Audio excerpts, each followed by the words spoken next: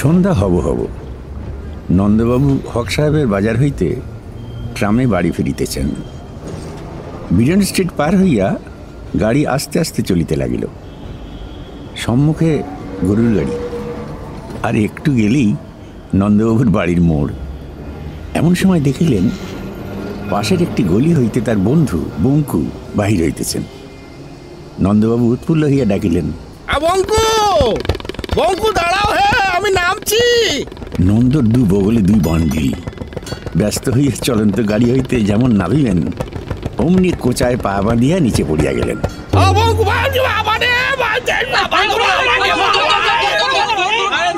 গাড়িতে একটা শোরগোল উঠিল এবং ঘ্যাঁচাং করিয়া গাড়ি থামিল।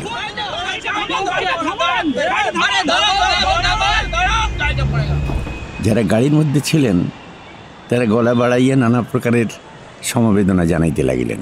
আরে বড্ড লেগেছে গো, আরে থোড়া গরম দুধ পিলাও। দুটো পাই কি কাটা গেল? বাস্তবিক নন্দবাবুর মোটেই আঘাত লাগে নাই, কিন্তু কে তা শোনে। নন্দ বারবার করজোড়ে নিবেদন করিলেন যে প্রকৃতি কিছুমাত্র চোট লাগে নাই। একজন বৃদ্ধ ভদ্রলোক বললেন, আরে মনবো যা, ভালো করলে মনবো হয়, স্পষ্ট দেখলাম লেগেছে তবু লাগেনি, মরগে যা। এমন সময় বঙ্কুবাবু আসিয়া পড়ায় নন্দবাবু পরিত্রাণ পাইলেন। মনক্ষুণ্ণ যাত্রীগণ সহ ট্রাম গাড়িও ছাড়িয়া গেল।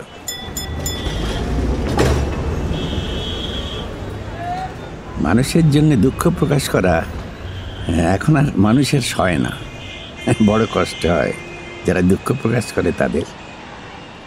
বঙ্কু বলিলেন, মাথাটা হঠাৎ ঘুরে গিয়েছিল আর কি। যা হোক, বাড়ির পথটুকু আর হেঁটে গিয়ে কাজ নেই। রিক্সা, রিক্সা, রিক্সা, দাঁড়াও দাঁড়াও দাঁড়াও, সাবধানে ওঠো ভাইয়া, সাবধানে, আস্তে আস্তে, ধরে ধরে ধরে। না না লাগেনি না, ওরে বাহ, ঠিক আছে ঠিক আছে। রিক্সা নন্দবাবুকে আস্তে আস্তে লইয়া গেল। বঙ্কু পিছনে হাঁটিয়া চলিলেন। নন্দবাবুর বয়স 40, শ্যামবর্ণ, বেঁটে, গোলগাল চেহারা। তাহার পিতা পশ্চিমে কমিশনারিয়েটে চাকরি করিয়া বিস্তর টাকা উপার্জন করিয়াছিলেন এবং মৃত্যুকালে একমাত্র সন্তান নন্দর জন্য কলিকাতায় একটি বড় বাড়ি, বিস্তর আসবাব এবং মস্ত একগোছা কোম্পানির কাগজ রাখিয়া যান। নন্দর বিবাহ অল্প বয়সে হইয়াছিল, কিন্তু 1 বৎসর পরেই তিনি বিপত্নিক হন এবং তারপর আর বিবাহ করেন নাই। মাতা বহুদিন মৃতা, বাড়িতে একমাত্র স্ত্রীলোক এক বৃদ্ধা পিসি। তিনি ঠাকুর সেবা লইয়া বিব্রত। সংসারের কাজ ঝি চাকররাই দেখে। নন্দবাবুর দ্বিতীয়বার বিবাহ করিতে আপত্তি নাই, কিন্তু এ পর্যন্ত তাহা হইয়া ওঠে নাই। প্রধান কারণ আলস্য। Theatre, cinema, football match, race এবং বন্ধুবর্গের সংসর্গ, ইহাতে নির্বিবাদে দিন কাটিয়া যায়। বিবাহের ফুসরত কোথায়? তারপর ক্রমেই বয়স বাড়িয়া যাইতেছে, আর এখন না করাই ভালো। মোটের ওপর নন্দ নিরীহ গোবেচারা, অল্পভাষী, উদ্যমহীন, আরামপ্রিয় লোক। নন্দবাবুর বাড়ির নিচে বিরাট বড় ঘরে সান্ধ্য আড্ডা বসিয়াছে। নন্দ আজ কিছু ক্লান্ত, সেই জন্য বালাপোষ গায়ে দিয়া লম্বা হইয়া শুইয়া আছেন। বন্ধুগণের চা ও পাঁপড় ভাজা শেষ হইয়াছে। এখন পান, সিগারেট ও গল্প চলিতেছে। গুপিবাবু বলিতেছিলেন, শরীরের ওপর এত অযত্ন করো না নন্দ। এই শীতকালে মাথা ঘুরে পড়ে যাওয়াটা মোটেই ভালো লক্ষণ নয়। নন্দ বলিল, মাথা ঠিক ঘোরেনি বুঝলে, কেবল কোঁচা কাপড়টা একটু বেঁধে গিয়ে। আরে না না, ঘুরেছিল বই কি, শরীরটা কাহিল হয়েছে। এই তো কাছাকাছি ডাক্তার তফাদার রয়েছেন, অত বড় ফিজিশিয়ান আর শহরে পাবে কোথায়? কাল সকালে একবার তাকে দেখিয়ে এসো। বঙ্কু বলিলেন, আমার মতে একবার নেপালবাবুকে দেখালেই ভালো হয়। অমন বিচক্ষণ হোমিওপ্যাথ আর দুটি নেই। মেজাজটা একটু তিরিক্ষি বটে, কিন্তু বুড়োর বিদ্যে অসাধারণ। ষষ্ঠীবাবু মুড়িশুড়ি দিয়া এক কোণে বসিয়াছিলেন। তার মাথায় বালাক্লাভা টুপি, গলায় দাড়ি এবং তার উপর কমফোর্টার। বললেন, তা বাপ আমার এত শীতে অবেলায় কখনো ট্রামে চড়ে? শরীর অসাড় হলে তো আচার খেতেই হবে। আসলে নন্দর শরীর একটু গরম রাখা দরকার। নিধু বলিল, নন্দা, মোটা চাল ছাড়ো। সেই এক বিরিঞ্চির আমলের ফরাস তাকিয়া, লক্কর পালকি গাড়ি আর পক্ষীরাজ ঘোড়া, এতে গায়ে গতি লাগবে কিসে? তোমার পয়ার অভাব কি বাবা, একটু ফুর্তি করতে শেখো। সাব্যস্ত হইল কাল সকালে নন্দবাবু ডাক্তার তফাদারের বাড়িতে যাইবেন। Doctor Tafadar MD MRAS, grey স্ট্রিটে থাকেন। প্রকাণ্ড বাড়ি, দুখানা মোটর, একটা ল্যান্ডো, খুব পসার। রোগীরা ডাকিয়া সহজে পায় না। 1.5 ঘন্টা পাশের কামরায় অপেক্ষা করার পর নন্দবাবুর ডাক পড়িল। ডাক্তার সাহেবের ঘরে গিয়া দেখিলেন এখনো একটি রোগীর পরীক্ষা চলিতেছে। একজন মোটা মারোয়াড়ি খালি গায়ে দাঁড়াইয়া আছে। ডাক্তার ফিতে দিয়া তাহার বুড়ির পরিধি মাপিয়া বলিলেন, বস 1.25 इंची बढ़ गया। রোগী খুশি হইয়া বলিল, নবস তো দেখিয়ে। ডাক্তার রোগীর মণিবন্ধে নাড়ির উপর একটি মোটর কারের স্পার্কিং প্লাগ লাগাইয়া বললেন, बहुत मजे से चल रहा है। রোগী বলিল, জবান তো দেখিয়ে। রোগী হাঁ করিল। ডাক্তার ঘরের অপর দিকে দাঁড়াইয়া অপেরা গ্লাস দ্বারা তাহার জিভ দেখিয়া বলিলেন, थोड़ी सी कसर है, कल फिर आइए। রোগী চলিয়া গেলে তফাদার নন্দর দিকে চাহিয়া বলিলেন, वेल, আগে ডাক্তারবাবু, বড় বিপদে পড়ে আপনার কাছে এসছি। কাল হঠাৎ ট্রাম থেকে कंपाउंड फ्रैक्चर মানে হাড় ভেঙেছে। নন্দবাবু আগাগোড়া তার অবস্থার বর্ণনা করিলেন। বেদনা নাই, জ্বর হয় না, পেটের অসুখ, সর্দি, হাঁপানি কিছুই নাই। ক্ষুধা কাল হইতে একটু কমিয়াছে। রাত্রে দুঃস্বপ্ন দেখিয়াছেন। মনে বড় আতঙ্ক। ডাক্তার তাহার বুক, পেট, মাথা, হাত, পা, নাড়ি পরীক্ষা করিয়া বলিলেন, জিভ দেখি। নন্দবাবু জিভ বাহির করিলেন। ডাক্তার ক্ষণকাল মুখ বাঁকাইয়া কলম ধরিলেন। প্রেসক্রিপশন লেখা শেষ হইলে নন্দের দিকে চাহিয়া বলিলেন, আপনি এখন জিভ টেনে নিতে পারেন। এই ওষুধ রোজ 3 বার খাবেন। কিরকম বুঝলেন ডাক্তারবাবু? Very bad. হ্যাঁ, কি হয়েছে আবার ডাক্তারবাবু? আরো দিন কতক ওয়াচ না করলে ঠিক বলা যায় না, তবে আমি সন্দেহ করছি সেরেব্রাল টিউমার উইথ স্ট্র্যাঙ্গুলেটেড গ্যাংলিয়া। বাবা, ট্রিফাইন করে মাথার খুলি ফুটো করে সার্জারি করতে হবে। এই মেরেছে। আর ঘাড় চিরে নার্ভের জট ছাড়াতে হবে। হ্যাঁ, বেসিক্যালি শর্ট সার্কিট হয়ে গেছে। ঠাকুর, বাঁচবো তো ডাক্তারবাবু? দমে যাবেন না, তাহলে সারাতে পারবো না। 7 দিন পর ফের আসবেন। মাই ফ্রেন্ড মেজর গোসাইয়ের সঙ্গে একটা কনসালটেশনের ব্যবস্থা করা যাবে। ডাল ভাত বড় একটা খাবেন না, egg flip, bone marrow soup, chicken stew এইসব। বিকেলে একটু সারগন্ডি খেতে পারেন। বরফ জল খুব খাবেন। হ্যাঁ, 32 টাকা। Thank you. নন্দবাবু কাঁপিতে কাঁপিতে প্রস্থান করিলেন। সন্ধ্যাবেলা বঙ্কুবাবু বলিলেন, আরে তখনই আমি বারণ করেছিলুম ওর কাছে যেও না, ব্যাটা মেডোর পেটে হাত বুলিয়ে খায়।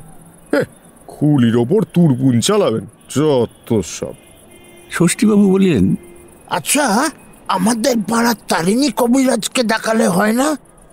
গোপীবাবু বলিলেন, আরে না না, যদি বাস্তবিক নন্দর মাথার ভেতর ওলটপালট হয়ে গিয়ে থাকে তবে হাতুড়ি বদ্যির কম্য নয়। আমি বলি কি, হোমিওপ্যাথি ভালো। নিধু বলিল, আমার কথা তো শুনবে না বাবা। ডাক্তারি তোমার ধাতে না সয় তো একটু কুবরেজি করতে শেখো। দরওয়ানজি দিব্যি 1 লোটা বানিয়েছে। নন্দা, বলো তো একটু চেয়ে আনি। হোমিওপ্যাথি স্থির হইল। পরদিন খুব ভোরে নন্দবাবু নেপাল ডাক্তারের বাড়ি আসিলেন। রোগীর ভিড় এখনো আরম্ভ হয় নাই। অল্পক্ষণ পরেই তার ডাক পড়িল। একটি প্রকাণ্ড ঘরের মেঝেতে ফরাস পাতা, চারিদিকে স্তূপাকারে বই সাজানো। বইয়ের দেয়ালের মধ্যে ছবিতে আঁকা শেয়ালের মতো বৃদ্ধ নেপালবাবু বসে আছেন, মুখে গড়গড়ার নল। ঘরটি ধোঁয়া ঝাপসা হইয়া গিয়াছে। নন্দবাবু নমস্কার করিয়া দাঁড়াইয়া রহিলেন। নেপাল ডাক্তার কটমট দৃষ্টিতে চাহিয়া বললেন, বসবার জায়গা আছে? ও আচ্ছা, বসছি। নন্দ বসিলেন। শ্বাস উঠেছে? আগে রুগীর শেষ অবস্থা না হলে তো আমাকে ডাকা হয় না, তাই জিজ্ঞেস করছি। আমি রুগী ডাক্তারবাবু। তা অ্যালোপ্যাথ ডাকাত বেটারা ছেড়ে দিল যে বড়, তোমার হয়েছে কি? বললেন আমার মাথায় নাকি টিউমার আছে ডাক্তারবাবু। তোমার মাথায় টিউমার আছে? ও, তফাদারের মাথায় কি আছে জানো? গোবর। আর টুপির ভেতর শিং, জুতোর ভেতর খুর, পাতলুনের ভেতর ল্যাজ। খিদে হয়? তা হয় না, দুদিন থেকে একেবারে নেই। ঘুমায় না। মাথা ধরে? কাল সন্ধ্যাবেলা ধরেছিল। মাদিক? আগে হ্যাঁ। না ডান দিক? আগে হ্যাঁ। ডান দিক বাদিক দুদিকেই আগে হ্যাঁ? ঠিক করে বলো। আগে ঠিক মধ্যিখানে। পেট কামড়ায়? সেদিন কামড়েছিল। নিধে কাবলি মটর ভাজা এনেছিল, তাই খেয়ে। পেট কামড়ায় না মোচড় দেয় তাই বলো? হাঁচড় পাচড় করে ডাক্তারবাবু। ডাক্তার কয়েকটি মোটা মোটা বই দেখিলেন, তারপর অনেকক্ষণ চিন্তা করিয়া বললেন, একটা ওষুধ দিচ্ছি, নিয়ে যাও। আগে শরীর থেকে অ্যালোপ্যাথিক বিষ তাড়াতে হবে। 5 বছর বয়সে আমায় খুনে বেটারা 2 গ্রেন কুইনিন খাইয়েছিল, এখনো বিকেলে মাথা টিপটিপ করে। 7 দিন পর ফিরে এসো, তখন আসল চিকিৎসা শুরু করব। বলছি, ব্যারামটা কি আন্দাজ করতে পেরেছেন? তা জেনে তোমার কি 4টে হাত বেরোবে নাকি? হ্যাঁ, না তা যদি বলি তোমার পেটে ডিফারেন্সিয়াল ক্যালকুলাস হয়েছে, কিছু বুঝবে? হ্যাঁ। ভাত খাবে না, 2 বেলা রুটি, মাছ মাংস বারণ, শুধু মুগের ডালের জুস। খাবো না। স্নান বন্ধ। আচ্ছা। গরম জল একটু খেতে পারো, তামাক খাবে না। সইবে না। ধোঁয়া লাগলে ওষুধের গুণ নষ্ট হবে। হ্যাঁ। ভাবছো আমার আলমারির ওষুধ নষ্ট হয়ে গেছে? সে ভয় নেই। ও হবে না। আমার তামাকে সালফার 30 মেশানো থাকে। ফি কত তাও বলে দিতে হবে নাকি? না তা কেন ভাববো? দেখছো না দেওয়ালে নোটিশ টাঙানো রয়েছে 32 টাকা। না বাবা রে। আর ওষুধের দাম 4 টাকা। টাকা ডাক্তারবাবু আসছি, নমস্কার। স্নান বন্ধ, মাংস বন্ধ, কি করবো আমি? কবিরাজ মশাই নমস্কার। নন্দবাবু টাকা দিয়া বিদায় লইলেন। নিধু বলিল, কেন বাবা কাঁচা পয়া নষ্ট করছো? থাকলে 5 রাত বক্সে বসে থিয়েটার দেখা চলতো। ও নেপাল বুড়ো মস্ত ঘুঘু, নন্দাকে ভালো মানুষ পেয়ে জেরা করে করে দিয়েছে। ওর তো আমার পাল্লায় বাছাধন, কত বড় হোমিও ফাঁক দেখিয়ে দিতুম।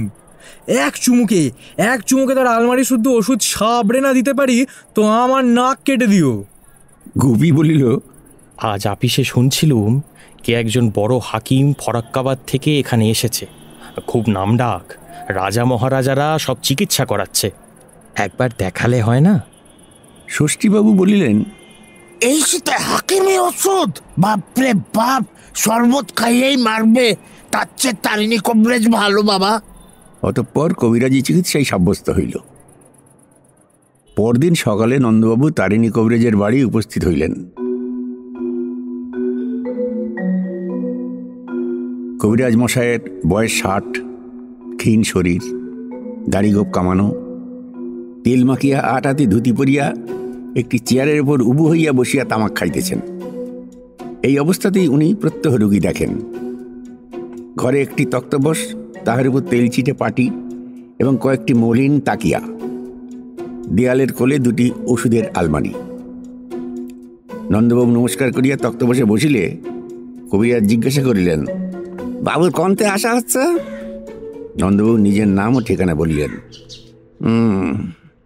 রুগীর ব্যায়ামটা কি? নন্দবাবু জানাইলেন তিনি রুগী এবং সমস্ত ইতিহাস বিবৃত করিলেন। মাথার খুলি ছাঁদা করে দিয়েছে নাকি? আগে না, নেপালবাবু বললেন পাথুরি, তাই আর মাথায় অস্তর করায়নি। নেপাল? সেটা আবার কিটা? জানেন না? চোর বাগানের নেপাল চন্দ্র রায়, MBFTS, মস্ত হোমিওপ্যাথ। ও নিয়ারলা, তাই কও? সেটা আবার ডাক্তার হলি কবে? বলি পাড়ায় এমন বিচক্ষণ কবিরাজ থাকতি, ছেলে চোখটার কাছে যাও কেন? হ্যাঁ, কি জানি? আগে বন্ধু বান্ধবরা বললে ডাক্তারের মতটাকে নেওয়া দরকার, যদি অস্ত্র চিকিৎসা করতে হয়। জন্তিবাবু রেছে না? খৈলগাঁয়ের উকিল জন্তিবাবু? না, চিনি না।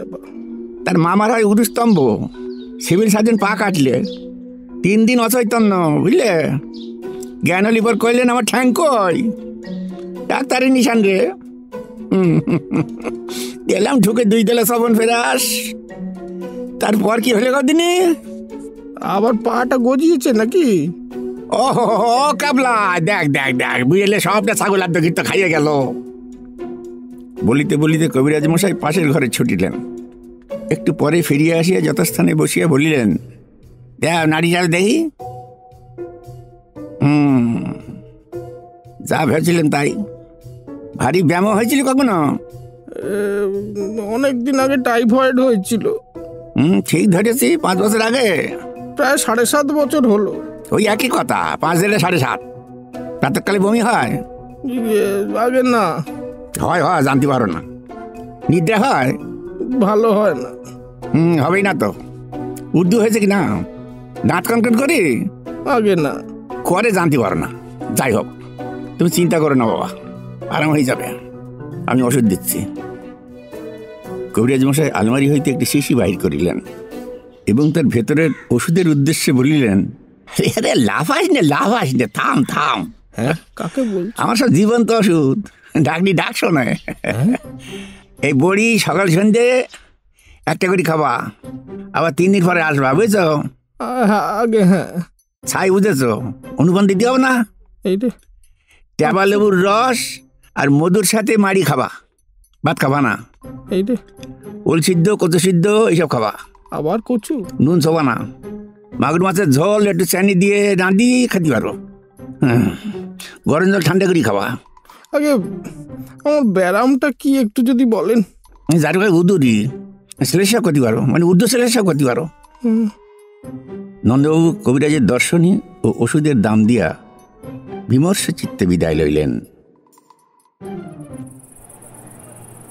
নিধু বলিল, কি দাদা, বকরেজির স্বাদ মিটলো? গুপি বলিলেন, এসব বাজে চিকিৎসার কাজ নয় নন্দ, আমি বলি কি, কোথাও চেঞ্জে চলো। বঙ্কু বলিলেন, আমি বলি কি, নন্দ বেথা করে ঘরে পরিবার আনুক। এরকম দামড়া হয়ে থাকা কোনো কাজের কথা নয়। নন্দ চিঁচি স্বরে বলিলেন, পরিবার কোন দিন আছি কোন দিন নেই। এই বয়সে একটা কচু বলেছে কবিরাজ, তাই মাথা ঘুরছে। এই বয়সে একটা কচি বউ এনে মিথ্যে জঞ্জাল জোটানো, দূর দূর। নন্দা, একটা মোটর কেন মাইরি? 2 দিন হাওয়া খেলেই চাঙ্গা হয়ে উঠবে। 7 সিটার হাটসান সেটের কোলে আমরা তো 5 জন আছি। ষষ্ঠীবাবু বলিলেন, তা যদি বললে, তবে আমার মতে মোটর কারজা পরিবারতা। ঘরে আনা সহজ, কিন্তু মেরামতে খরচ জোগানো প্রাণান্তকর। আজ টায়ার ফাটলো তো কাল কি নিরম্বল সুর, পরশু ব্যাটারি খারাপ তো তরশু ছেলেটার ঠান্ডা লেগে জ্বর। অমন কাজ করো না নন্দ, করো না, জেরবার হবে। এই শীতকালে কোথা দুদণ্ড লেপের মধ্যে ঘুমোবো মশাই? তা নয়, সারা রাত প্যান প্যান প্যান প্যান ট্যাঁ ট্যাঁ, একেবারে অসহ্যকর। ষষ্ঠী খুড়ো, আপনি যেরকম হিসেবি লোক, একটা মোটা সোটা রোঁওয়ালা ভাল্লুকের মেয়ে বিয়ে করলে ভালো করতেন। লেপ কম্বলে খরচা বাঁচত। যত সব। যাহা 52 তাহাই 53। কাল সকালে বুঝলে নন্দ, একবার হাকিম সাহেবের কাছে যাও, তারপর যা হয় দেখা যাবে। নন্দবাবু অগত্যা রাজি হইলেন। হাদিক উল মুলুক বিন লোকমাল নুরুল্লাহ গজন ফরুল্লাহ অল হাকিম বুনানি লোয়ার চিতপুর রোডে বাসা লইয়াছেন। নন্দবাবু তেতলায় উঠিলে একজন লুঙ্গি পরা ফেসধারী লোক তাহাকে বলিল, আরে আসেন বাবু মশাই, আমি হাকিম সাহেবের মীর মুন্সি। কি বিমারি বলেন, আমি লিখকে হাজুরকে ইতলা ভেজিয়ে দেব। আরে বেমারি কি সেটাই তো জানতে আসা বাবু। তোমার কি লিখে দেবো, ভাল লাগছে না, যেতে দাও ভেতরে। তবে কুছু তো বলিয়ে না। তখতি, বুখার, পিল্লি, চেচক, ঘেক, বাওয়াসির, রাতন্ধি। ওসব কিছু বুঝলাম না বাপু, প্রাণটা ধরপর ধরপর ধরপর ধরপর করছে। সো হি বলেন, দিল তরফ না। মোহর এনেছেন? মোহর? अरे हकीम साहेब चांदी छून ना, नजराना 2 मोहर ना था कि आमी दिच्छी। ये लीजिए 45 टाका और बट्टा 2 टाका और रेशमी रुमाल 2 टाका। दरबारे जे आगे हजूर के बंदगी जनाब बोलबेन, तारपर रुमालेर ऊपर मोहर रेखे सामने धरबेन। मुंशी नंदबाबू के तालीम दिया দরবারে লইয়া গেল।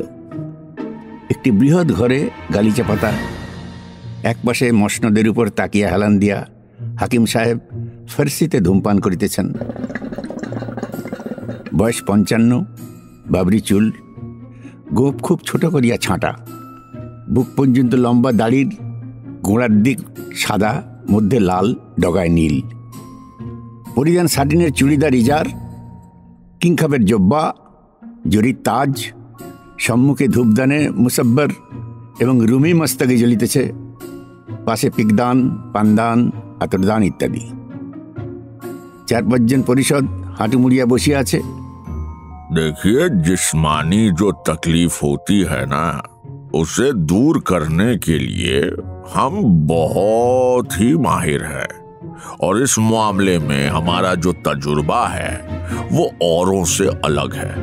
इसीलिए तो इतने सालों तक बाजार में जाके किसी को भी पूछिए तो सारे लोग हमारा ही नाम लेते हैं। क्या बात, क्या बात, क्या बात, क्या बात। ঘরের কোণে একজন ঝাঁকড়া চুলো চাপ দেড়ে লোক সেতার লইয়া পিড়িং পিড়িং এবং অঙ্গভঙ্গি করিতেছে।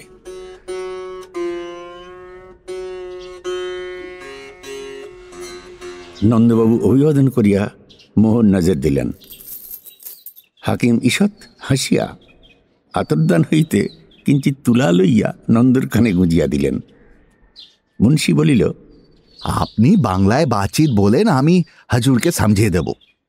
নন্দবাবুর ইতিবৃত্ত শেষ হইলে হাকিম ঋষভ কণ্ঠে বলিলেন, सर लाओ।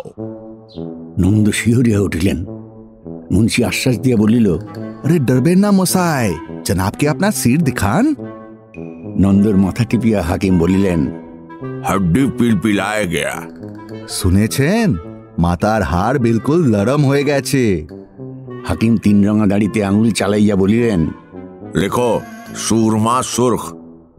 একজন একটা লাল গুঁড়ো নন্দর চোখের পাতায় লাগাইয়া দিল। মুন্সি বুঝাইল, আঁখ ঠান্ডা থাকবে, নিন্দ হবে। হাকিম আবার বলিলেন, रोगन बब्बर। মুন্সি হাঁকিল, এ জি বলবার, অস্তরা লাও।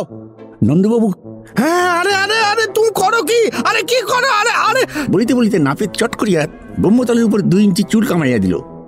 আরেকজন তার উপর একটা দুর্গন্ধ প্রলেপ লাগাইল। মুন্সি বলিল, আরে ঘবরান কেন মশাই, এ হচ্ছে বব্বরি সিংহির মাথার ঘি, বহুত কিম্মত, মাথার হাড্ডি শক্ত হবে। নন্দবাবু কিছুক্ষণ হতভম্ব অবস্থায় রইলেন। তারপর প্রকৃতস্থ হইয়া বেগে ঘর হইতে পলায়ন করিলেন। মুন্সি পিছনে ছুটিতে ছুটিতে বলল, আরে আরে আমার দস্তুরি, আমার দস্তুরি। আরে দুর্নি কুচি করেছে দোস্তুরি তাই রে এখানে। নন্দ একটা টাকা ফেলিয়ে দিয়া 3 লাফে নিচে নামিয়া গাড়িতে উঠিয়া কোচমানকে বলিলেন, এই হাঁকাও হাঁকাও। বাবা রে।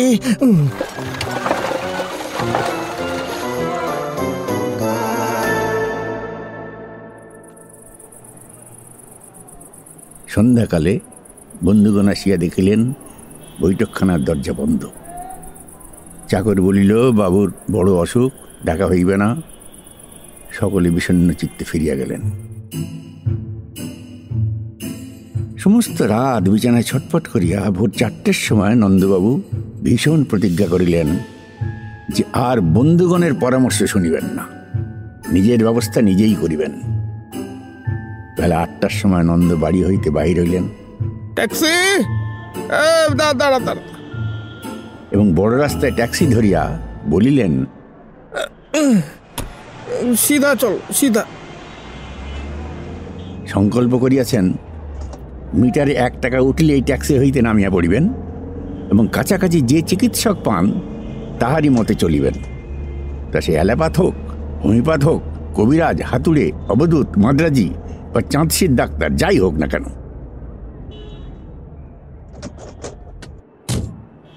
বউবাজারে নামিয়া একটি গলিতে ঢুকিতেই সাইনবোর্ড নজরে পড়িল, doctor miss B Mallick. নন্দবাবু miss শব্দটা লক্ষ্য করেন নাই, নতুবা হয়তো ইতস্তত করিতেন। একেবারে সোজা পর্দা ঠেলিয়া একটি ঘরের ভিতর প্রবেশ করিলেন। মিস বিপুলা মল্লিক তখন বাহিরে যাইবার জন্য প্রস্তুত হইয়া কাঁধের উপর সেফটি পিন লাগাইতেছিলেন। নন্দকে দেখিয়া মৃদু স্বরে বলিলেন, কি চাই আপনার? নন্দবাবু প্রথমটা অপ্রস্তুত হইলেন, তারপর মরিয়া হইয়া ভাবিলেন দুরোক, না হয় লেডি ডাক্তারের পরামর্শই নেব। বললেন, ম্যাডাম, বড় বিপদে পড়ে আপনার কাছে এসেছি। পেন আরম্ভ হয়েছে? পেন তো কিছু টের পাচ্ছি না। First confinement? আগে প্রথম পোয়াতি? না, আমি নিজের চিকিৎসার জন্যই এসেছি। নিজের জন্যে? ব্যাপার কি? সমগ্র ইতিহাস বর্ণনা শেষ হইলে মিস মল্লিক নন্দবাবুর স্বাস্থ্য সম্বন্ধে 2-4টি প্রশ্ন করিয়া কহিলেন, আপনার নামটি জিজ্ঞাসা করতে পারি? শ্রী নন্দ দুলাল মিত্র। বাড়িতে কে আছেন? আগে কি আর বলবো, বহুদিন বিপত্নিক। বাড়িতে একটা বৃদ্ধা পিসি ছাড়া কেউ নেই। কাজকর্ম কি করা হয়? তা কিছুই করি না, পৈতৃক সম্পত্তি আছে। মোটর কার আছে? তা নেই, তবে কেনবার ইচ্ছে আছে। ম্যাডাম, দোহাই আপনার, সত্যি করে বলুন আমার কি হয়েছে? টিউমার, না পাথুরি, না উদরি, না কালাজ্বর, না হাইড্রোফোবিয়া, কি হয়েছে একটু বলুন। কেন আপনি ভাবছেন? ওসব কিছুই হয়নি। আপনার শুধু একজন গার্জিয়ান মানে অভিভাবক দরকার। হ্যাঁ? তবে কি আমি পাগল হয়ে যাচ্ছি? নো নো, ও ডিয়ার, পাগল হবেন কেন? আমি বলছিলাম আপনার যত্ন নেবার জন্যে বাড়িতে উপযুক্ত লোক থাকাটা খুব দরকার। কেন, পিসিমা তো আছেন। দি আইডিয়া, মাসি পিসির কাজ নয়। যাক, আপাতত একটা ওষুধ দিচ্ছি, খেয়ে দেখবেন, বেশ মিষ্টি, এলাচের গন্ধ। 1 সপ্তাহ পরে আবার আসবেন। নন্দবাবু 7 দিন পরে পুনরায় মিস বিপুলা মল্লিকের কাছে গেলেন। তারপর 2 দিন পরে আবার গেলেন, তারপর প্রত্যহ। তারপর একদিন নন্দবাবু পিসি মাতাকে কাশীধামে রওনা করাইয়া দিয়া মস্ত বাজার করিলেন। 1 ঝুড়ি গলদা চিংড়ি, 1 ঝুড়ি মটন, তদনুযায়ী ঘি, ময়দা, দই, সন্দেশ ইত্যাদি। বন্ধুবর্গ খুব খাইলেন। নন্দবাবু জরিপার সূক্ষ্ম ধুতির উপর সিল্কের পাঞ্জাবি পরিয়া সলজ্জ সস্মিত মুখে সকলকে আপ্যায়িত করিলেন। মিসেস বিপুলা মিত্র এখন আর স্বামী ভিন্ন অপর রোগীর চিকিৎসা করেন না। তবে নন্দবাবু ভালোই আছেন, মোটর কার কেনা হইয়াছে। দুঃখের বিষয়, সান্ধ্য আড্ডাটি ভাঙিয়া গিয়াছে। আমি তাহলে আসি, নমস্কার।